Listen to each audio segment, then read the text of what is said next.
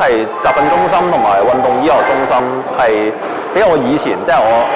我自己亞運嗰陣時係最大分別啦。因為首先體能上嘅訓練已經係多咗好多啦，咁而都係好專業嘅教練去指導嘅，咁係比以前好咗好多。咁同埋運動醫學中心就係當運動員受傷啊，或者佢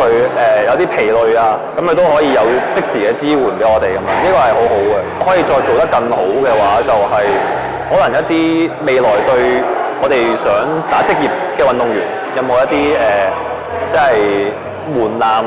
俾佢哋可以即係更容易去做呢樣嘢咧？其實都好多謝體育局一直支持體育運動啦。咁尤其是我其實都參與咗壁球運動都好多年啦。咁就眼見其實都喺政府喺資助方面其實都越嚟越提升咗好多嘅。咁由當初我哋可能係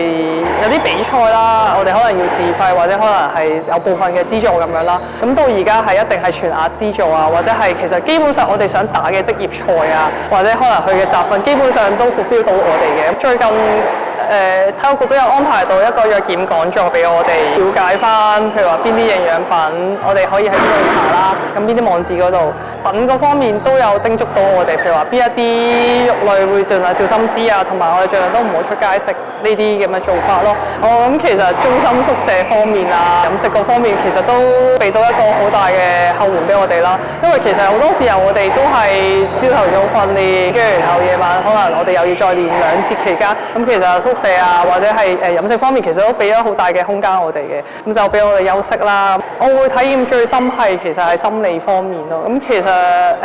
喺對上嗰一屆亞運啦，咁其實我都有 keep 住長期都有睇心理輔導員嘅。咁主要係其實想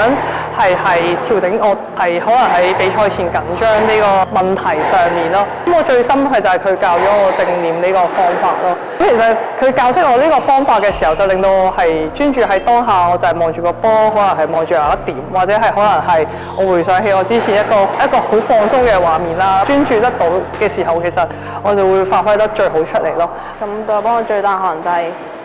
去嗰邊練體能啦。即係如果唔係去嗰邊練體能，就可能冇咁好嘅設備或者嗰啲器械去做嗰啲訓練啦。而且都有係好好嘅教練可以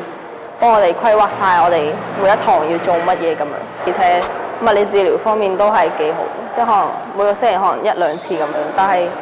佢都會教我好多動作去預防受傷或者係加強某啲部位嘅力量咁樣，所以都幫咗好多。澳門隊加油！